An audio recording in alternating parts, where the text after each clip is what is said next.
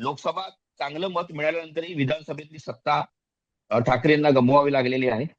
आणि महापालिकेत 2017ला जी सत्ता होती ती 2022ला मुदत संपल्यानंतर आज महापालिकेची सत्ता पण ठाकरे घराण्याकडे नाही. आणि आज त्यामुळे खऱ्या अर्थानं दोन्ही ठाकरे सत्ताविहीन आहेत, कारण नगरसेवक कुठेच नाही, सत्ता नाही.